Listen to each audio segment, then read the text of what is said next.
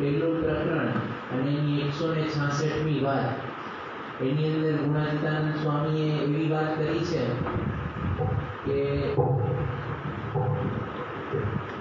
સત્સંગ છે તે પરમ ચિંતામણી સમાન છે, અને એની અંદર જો જીવ આવે તો જીવ અતિશય વૃદ્ધિને એ પામે.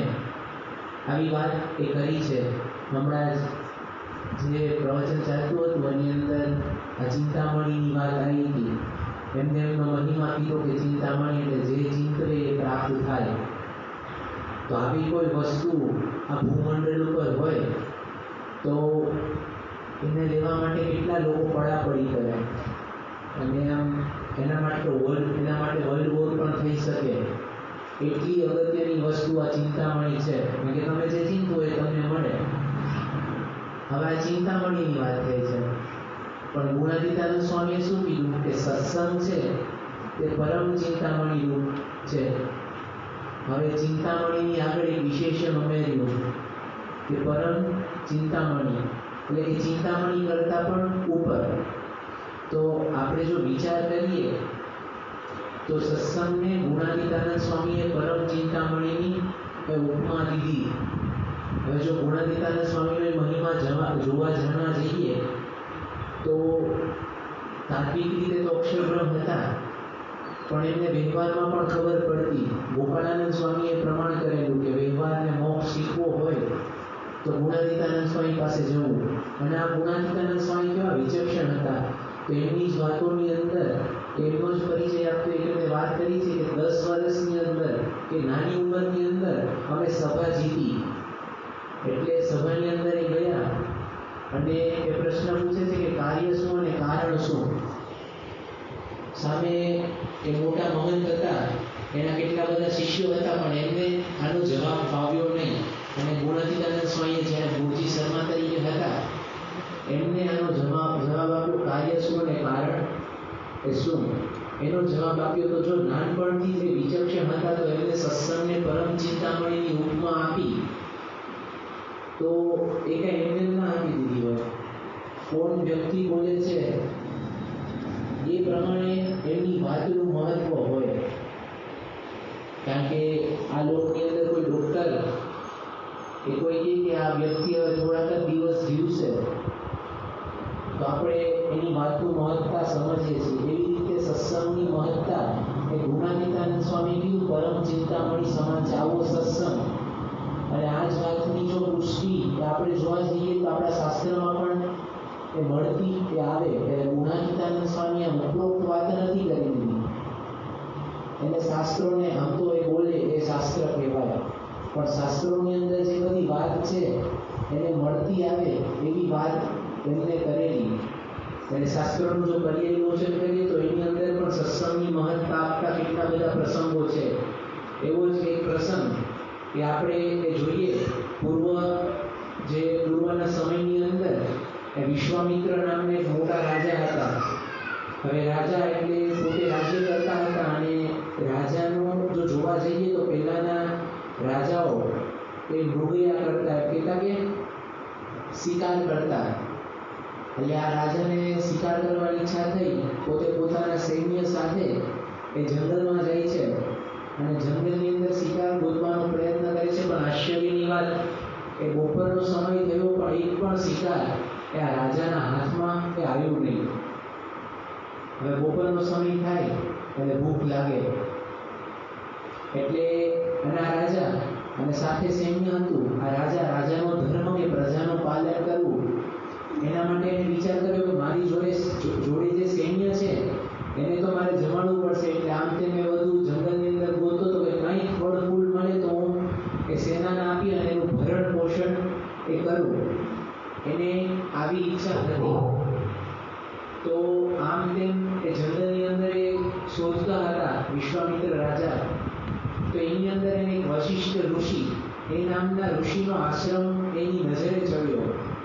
એટલે એ પોતે વશિષ્ઠ ઋષિના આશ્રમની અંદર ગયા અને વશિષ્ઠને વાત કરી કે મારી જોડે એ સૈન્ય છે તો એ સૈન્યને મારે જમાડવું છે. જો આપના આશ્રમની અંદર એક થોડાક ફળ ફૂલ હોય તો એ મને આપો, મારા સૈન્યને આપી અને એનું ભરણ પોષણ કરવું. હવે પોતાના આંગણે એ આવા મહેમાનને આવેલા જોઈ એકદમ રાજી થઈ ગયા.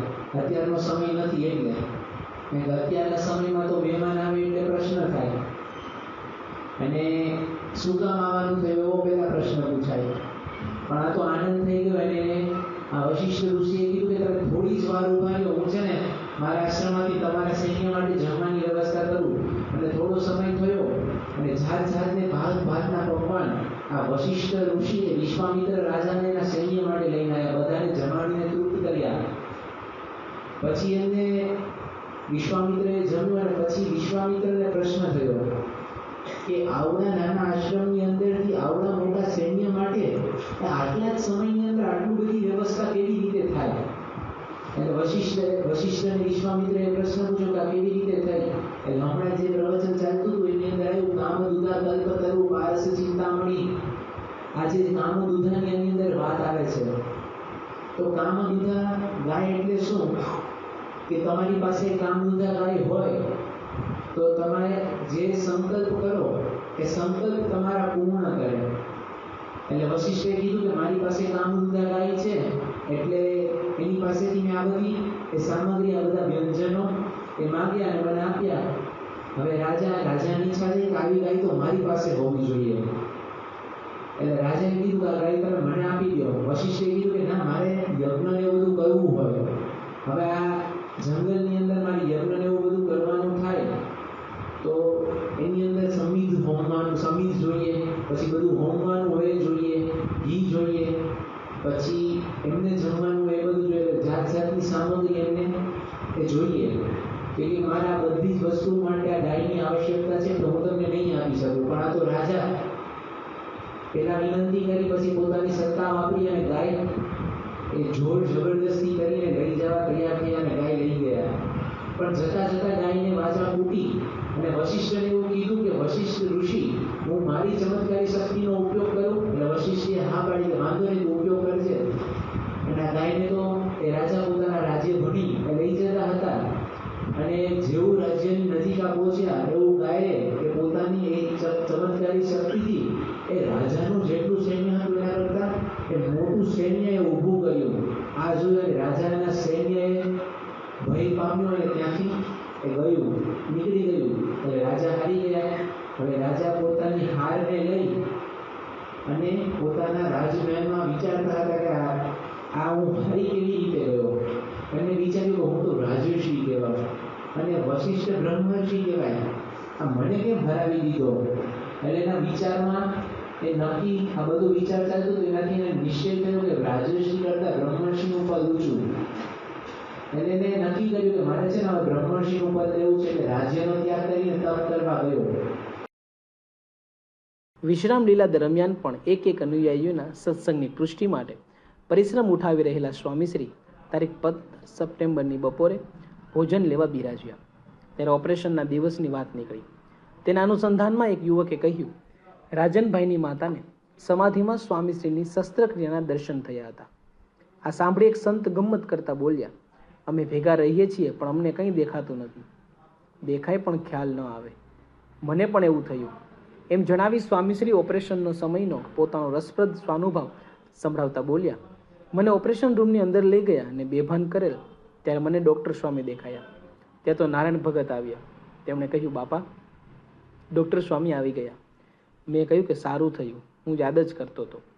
ત્યાં તો યોગી ઠાકોરજી લઈને આવ્યા અને કહે કે ઠાકોરજીના દર્શન કરી લો. હું દર્શન કરતો હતો ત્યાં તો ઘનશ્યામ પ્રસાદ આવ્યા ને પૂછ્યું, બાપા શું જમશો? મેં કહ્યું, મને શું પૂછો છો? ડૉક્ટર કહે તે પ્રમાણે લાવો. આમ બધાના દર્શન થાય અને બે ડૉક્ટર વાત કરે છે તે પણ સંભળાય. આવું થોડી વાર રહ્યું ને ત્યાં તો ડૉક્ટર વિનોદભાઈએ ઉઠાડ્યો કે બાપા ઠાકોરજીના દર્શન કરો. મેં પૂછ્યું, હજી ઓપરેશન બાકી છે ને? તો કહે ના, તે તો પતી ગયું. આમ મને ખબર જ ન રહી કે ઓપરેશન ક્યારે થયું. સ્વામીશ્રીએ વર્ણવેલા આ ઘટનાક્રમ પરથી એટલું તો ફલિત થયું કે બેભાન અવસ્થામાં પણ તેઓ સંત ભગવતમાં જ રમમાણ હતા. છેલ્લા 10 વર્ષમાં સ્વામીશ્રીને કદી ન મળેલો આરામ અત્યારે પ્રાપ્ત થયેલો. સન 1978 દરમિયાન મુંબઈ અને સારંગપુરમાં તેઓએ જાજુ રોકાણ કરેલું, પણ ત્યારે માંદગીની શિરજોરી કાયમ રહેલી.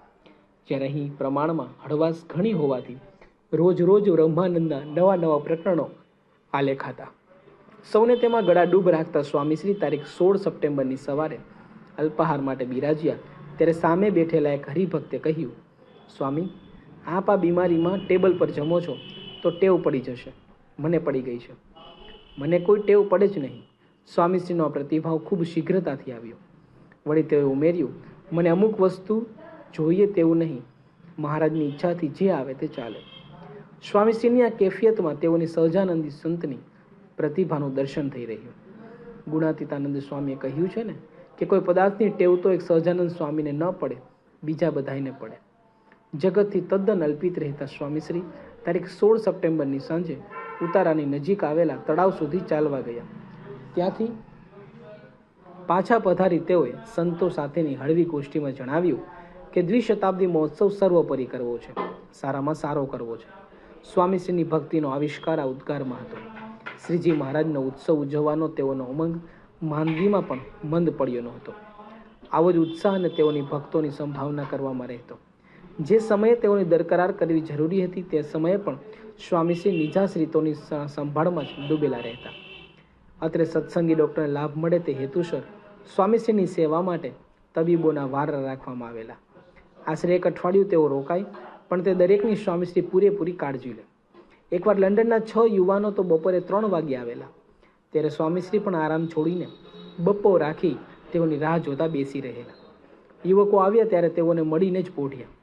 તારીખ 17 સપ્ટેમ્બરની બપોરે જ્યારે ભોજન લેવા અંગે સંતોએ સ્વામીશ્રીને પૂછ્યું ત્યારે પણ તેઓ બોલ્યા, બધા હરિભક્તો જમ્યા, એમને જમાડો, પછી મારું જમવાનું લાવો. ભક્ત અને ભગવાન સિવાય સ્વામીશ્રીના જીવનમાં ત્રીજું કશું જ નહોતું. પોતાની સમીપે આવતા ભક્તોને તળાવ કિનારે કે ઘર આંગણે સ્વામીશ્રી કથા વાર્તાનું પણ અલૌકિક સુખ આપતા અને તેઓનો ફેરો સાર્થક કરતા.